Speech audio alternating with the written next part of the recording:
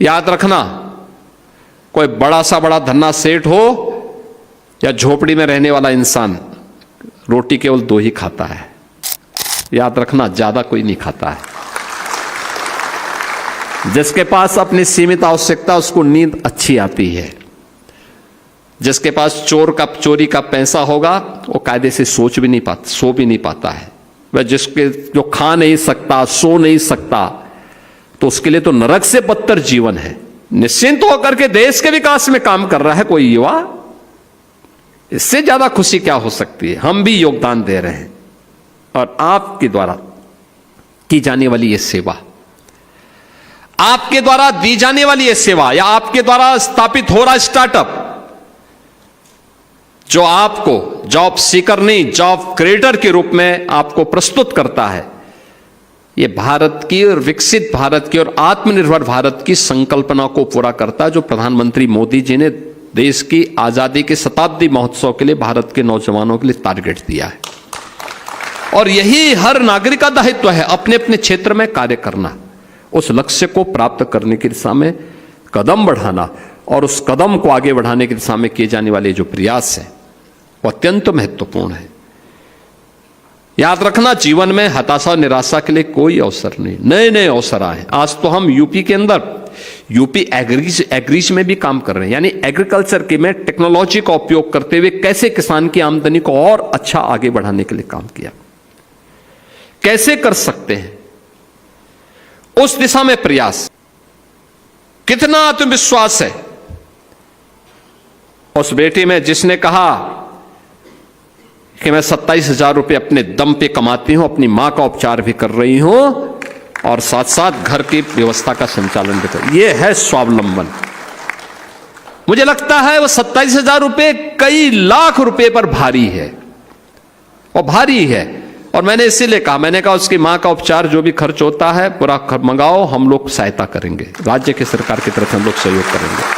Ayushman card है उनके पास, लेकिन आयुष्मान कार्ड का इस वर्ष का पूरा हो गया होगा, पैसा हम देंगे उसको, समस्या नहीं उसकी। लेकिन महत्वपूर्ण यह है कि स्वावलंबन के सामने, किसी के सामने भीख नहीं मांगना है, स्वावलंबन के साथ आगे बढ़ना है। और ये देश की सबसे बड़ी ताकत होती है। उस ताकत को आगे बढ़ाने की दिशा में जो प्रयास हो रहे हैं वो अभिनंदनीय प्रयास है, और इसलिए हताशा निराशा के लिए नहीं। याद रखना, कोई बड़ा उद्यमी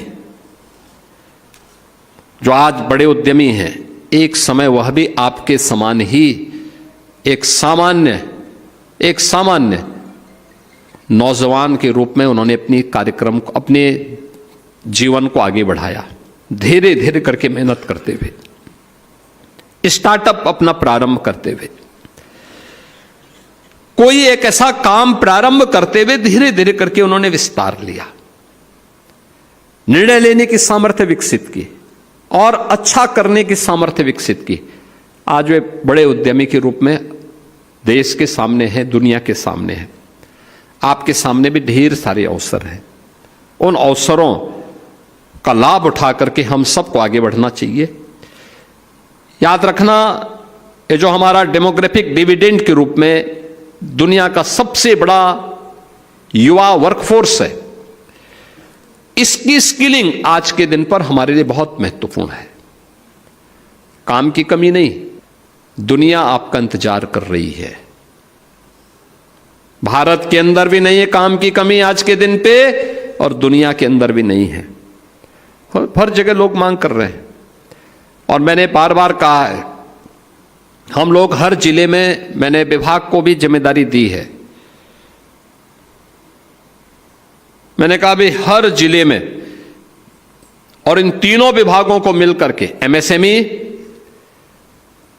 skill development and vocational education, श्रम और सेवायोजन, इन तीनों विभागों को मिलकर के हर जिले के अंदर एक इंडस्ट्रियल एंड एम्प्लॉयमेंट जोन लौह पुरुष सरदार वल्लभ भाई पटेल के नाम पर स्थापित होना है। हमने पैसा दे रखा है, इन लोगों को तेजी के साथ उस कार्यक्रम को आगे बढ़ाना चाहिए। यह वह सेंटर होगा जो वर्ल्ड क्लास स्किलिंग का सेंटर भी होगा, और युवा की रुचि के अनुसार कोई युवा आया, वो 8वीं पास है, 10वीं पास है या ITI का सर्टिफिकेट लिया है, नौकरी चाहता है, किस फील्ड में जाना चाहता है, उसकी स्किलिंग होगी, उसको तत्काल वहां जॉब उपलब्ध करवाने की जिम्मेदारी ली जाएगी। वो चाहता है कि मैं अपने देश के साथ ही दुनिया में भी जाऊं, वह जापान जाना चाहता, जापानी भाषा की जानकारी उसको उसी स्किलिंग के दौरान, और फिर जापान ले जाने की व्यवस्था। हमारे पास मैपिंग रहेगी, ग्लोबल मैपिंग करते हुए, राष्ट्रीय स्तर पर भी मार्केट की मैपिंग करते हुए हमारे पास पूरे होने चाहिए कहां कहां पे कितने अवसर है, उसी हिसाब से हम कार्य करेंगे। अब जैसे हम लोग बोलते हैं कि साहब प्लम्बरिंग में एक अवसर है, हर घर नल की योजना हो या PNG की स्कीम, हर घर तक पहुंचाने का काम हो रहा है। नौजवान उसमें जा सकते हैं, ढेर सारे अवसर उसमें मिल सकते हैं। दुनिया इलेक्ट्रॉनिक के इसमें जी रही है, डिजिटल इंडिया के इस युग में जा रही है, इसमें ढेर सारे अवसर हैं। हमें अपने युवाओं को उसके योग्य, उसके अनुरूप तैयार करना होगा, और उस तैयारी के लिए जो प्रयास प्रारंभ हुए हैं, इसको और गति देने की आवश्यकता है। साथ साथ विभागीय समन्वय को और मजबूत करने की आवश्यकता है। तीनों विभाग मिलकर के, श्रम और सेवायोजन, MSME और व्यावसायिक एवं कौशल विकास विभाग, ये सभी मिलकर के एक साथ काम करेंगे तो यह गति कई गुना आगे बढ़ सकती है, कई तेज गति से आगे बढ़ सकती है। इस गति को हम आगे बढ़ाते हुए कार्य करेंगे तो यूपी की जो ये युवा वर्कफोर्स है, या यूपी की अर्थव्यवस्था को $1 ट्रिलियन की इकोनॉमी जो हम लोगों ने 29-30 का टारगेट दिया है, ये हम इन युवाओं के बल पर इसको पूरा करने में सफल होंगे।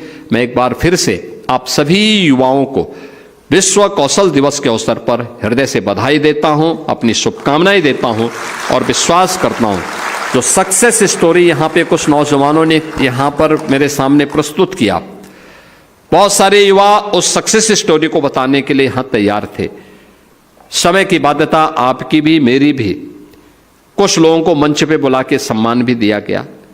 मेरा मानना है इसको और गति इसमें बढ़ा देने की आवश्यकता है, इसके बेहतरीन परिणाम आएंगे और जितना स्किलफुल नौजवान होगा उतना ही देश की इकोनॉमी तीव्र गति से आगे बढ़ेगी, प्रदेश की इकोनॉमी तीव्र गति से आगे बढ़ेगी। आप सबके प्रति मेरी मंगलमय शुभकामनाएं हैं। धन्यवाद। जय हिंद।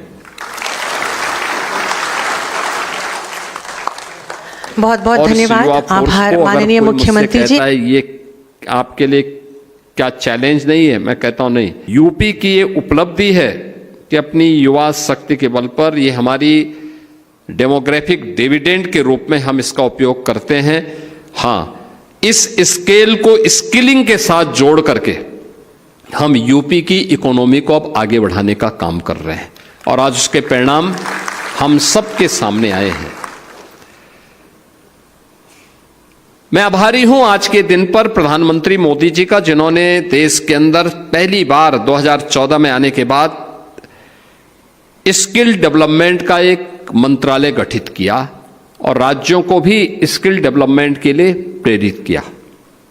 उससे पहले लोग इसको केवल सीमित कर देते थे, एक औपचारिकता रह जाती थी।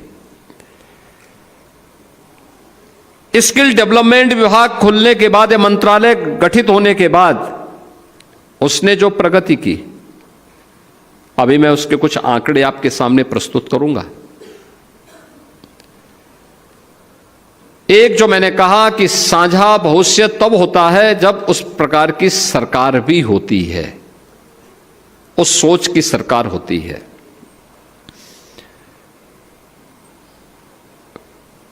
दो 2017 आप में से जितने युवा हैं, तब आप अपने मां बाप के साथ बच्चे रहे होंगे, यानी 10 वर्ष पहले। स्वाभाविक रूप से मां बाप के ऊपर पूरी तरह आश्रित, न वर्तमान की चिंता न भविष्य की चिंता। और हर मां बाप अपने बच्चे को किसी भी अपशकुन से बचाती है, लेकिन दुर्भाग्य से 2017 के पहले तत्कालीन राज्य सरकार ही प्रदेश की सबसे बड़ी अपशकुन बन चुकी थी। युवाओं के लिए शिक्षा चौपट थी, कौशल विकास की कोई व्यवस्था नहीं थी, मॉडर्न टेक्नोलॉजी के साथ युवाओं को जोड़ने के लिए कोई भी प्रयास नहीं थे। स्कूली शिक्षा हो या कोई भी अभियान, ये सभी नदारद थे।